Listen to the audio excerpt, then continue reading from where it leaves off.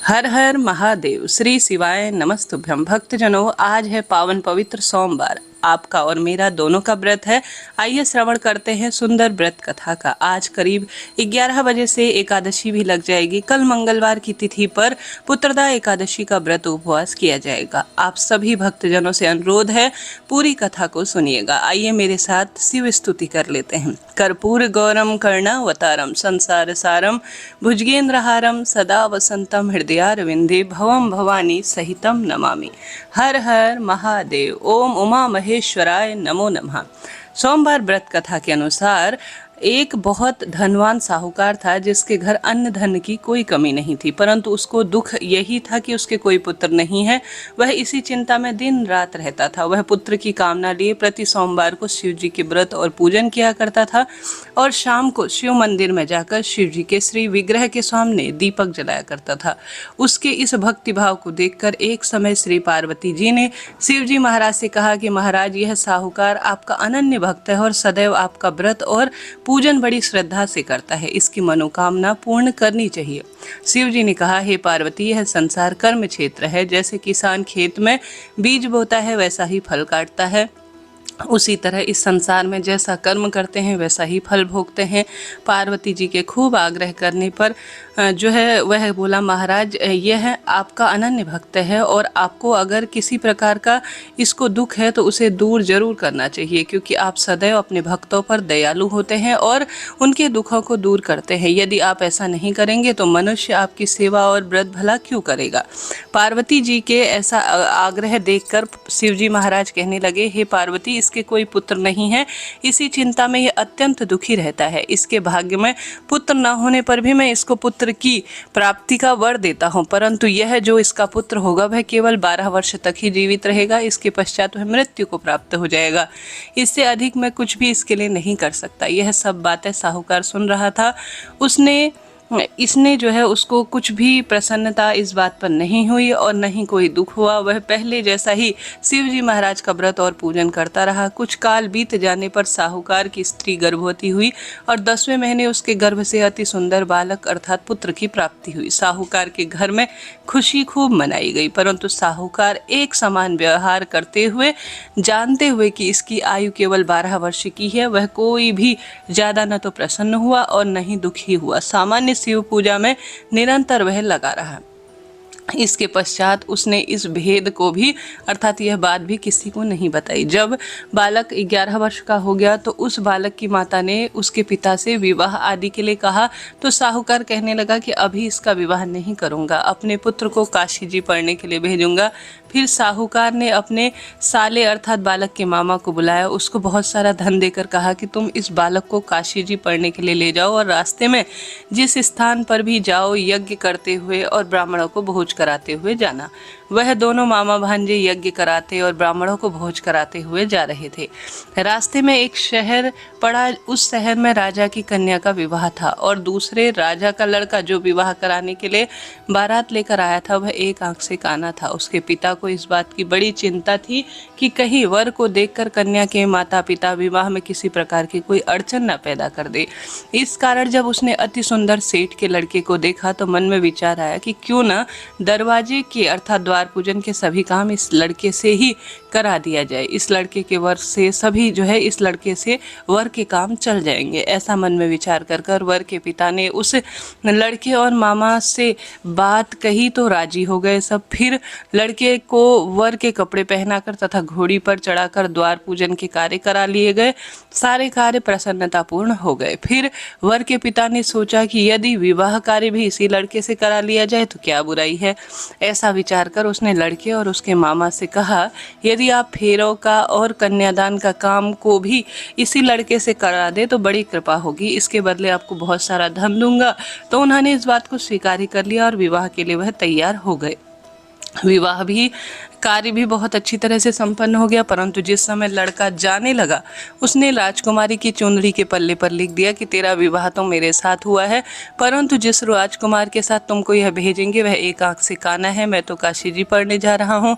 लड़के के जाने के पश्चात उस राजकुमारी ने जब अपनी चुंदड़ी पर ऐसा लिखा हुआ पाया तो उसने राजकुमार के साथ जाने से मना कर दिया और कहा कि मेरा पति यह नहीं है, मेरा विवाह जिसके साथ हुआ है वह तो काशी जी पढ़ने गया है। राजकुमारी के माता पिता ने अपनी कन्या को विदा नहीं किया और बारात खाली हाथ वापस चली गई। उधर सेठ का लड़का और उसका मामा काशी जी पढ़ने पहुंच गए।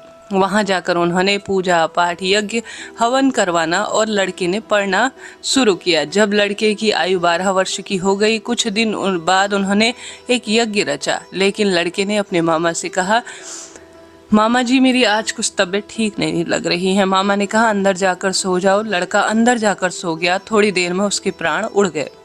जब उसके मामा ने आकर देखा कि वह मुर्दा पड़ा है तो उसको देखकर वह बहुत दुखी हुआ और उसने सोचा कि अगर मैं अभी रोना पीटना मचा दूंगा तो यज्ञ का कार्य अधूरा रह जाएगा।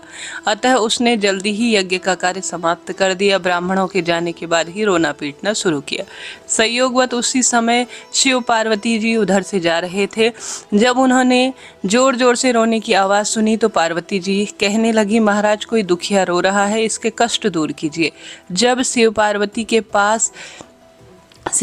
ने पास जाकर देखा तो वहाँ एक लड़का मुर्दा पड़ा है। पार्वती जी कहने लगी, महाराज यह तो उसी सेठ का लड़का है जो आपके वरदान से उत्पन्न हुआ है। शिव जी कहने लगे, हे पार्वती इसकी आयु इतनी ही थी, यह लड़का भोग चुका है। तब पार्वती जी ने कहा, हे महाराज इस बालक को और आयु दो, नहीं तो इसके माता पिता तड़प तड़प कर मर जाएंगे। पार्वती जी के बार बार आग्रह करने पर शिव जी ने उसको जीवन का वरदान दे दिया और शिव जी महाराज की कृपा से लड़का जीवित हो उठा। तब शिव पार्वती वापस कैलाश की ओर चल दिए। तब वह लड़का अपने मामा के साथ उसी प्रकार पूजा पाठ यज्ञ हवन ब्राह्मणों को भोज कराते अपने घर की ओर चल पड़े। रास्ते में उसी शहर में आए जहां उनका विवाह हुआ था। वहां पर आकर उन्होंने यज्ञ कार्य आरंभ कर दिया तो उस लड़के के ससुर ने उसको पहचान लिया और अपने महल में ले गए और खूब खातिरदारी की, साथ ही बहुत सारी दास दासियां और खूब सारा धन देकर आदरपूर्वक लड़की और जमाई को विदा कर दिया। जब वह अपने शहर के निकट आए तो मामा ने कहा कि मैं पहले अब तुम्हारे घर जाकर खबर देकर आता हूँ। जब उस लड़के का मामा घर पहुंचा तो लड़के के माता पिता की जो है छत पर बैठे हुए पाए और प्रण ले रखा था कि यदि हमारा पुत्र सकुशल लौट आया तो हम राजी खुशी नीचे आ जाएंगे, नहीं तो छत से गिरकर ही अपने प्राण त्याग देंगे। इतने में उस लड़के के मामा ने आकर यह समाचार दिया कि आपका पुत्र आ गया है, तो उन्हें विश्वास नहीं हुआ। जब मामा ने शपथ पूर्वक अर्थात कसम खाकर कहा कि आपका पुत्र अपनी स्त्री के साथ बहुत सारा धन लेकर आ रहा है, तो सेठ ने आनंद के साथ उसका स्वागत किया और बड़ी प्रसन्नता के साथ रहने लगे। इस प्रकार से जो भी सोमवार के व्रत को धारण करता है, व्रत कथा सुनता है, महादेव की भक्ति करता है, दान पुण्य के कार्य करता है, महादेव पर पूर्ण विश्वास करता है, उसके जीवन में सब तरह की धन की हो, संतान की हो, पुत्र की हो, रोग कर्ज मुक्ति की प्रार्थना हो, वह निश्चित रूप से माँ गौरी और महादेव सुनते हैं और कार्य को सिद्ध करते हैं। आप भी श्रद्धापूर्ण तरीके से बहुत प्रेम पूर्वक आज पूजा आराधना करें। महादेव निश्चित रूप से आपकी कामना सिद्ध करें। हर हर महादेव। आइए श्रवण कर लेते हैं सोमवार की आरती। ओम जय शिव ओमकारा, भोले हर शिव जय ओमकारा, ब्रह्मा विष्णु सदा शिव अर्धांगी धारा। ओम जय शिव ओमकारा, एकानन चतुरानन पंचानन राजे, भोले पंचानन राजे, हंसासन गरुणासन वृषवाहन साजे। ओम जय शिव ओमकारा, दो भुज चारु चतुर भुज, दस भुज अति सोहे, भोले दस भुज अति सोहे, तीनों रूप निरखता त्रिभुवन जन मोहे। ओम जय शिव ओमकारा, अक्षमाला वनमाला रुंडमाला धारी, प्रभु रुंडमाला धारी, चंदन मृग मद सोहे, भाले शशिधारी। ओम जय शिव ओमकारा, श्वेतांबर पीतांबर बाघांबर अंगे, प्रभु बाघांबर अंगे, शनकाद गणादिक भूतादित ब्रह्मादिक संगे। ओम जय शिव ओंकारा। कर में श्रेष्ठ कमंडल चक्र त्रिशूल धरता। प्रभु चक्र त्रिशूल धरता। जग करता दुख हरता। जग पालन करता। ओम जय शिव ओंकारा। ब्रह्मा विष्णु सदा शिव जानत अविवेका। प्रभु जानत अविवेका। प्रणवाक्षर के मध्य ये तीनों एका। ओम जय शिव ओंकारा। त्रिगुण स्वामी जी की आरती जो कोई नर गावे।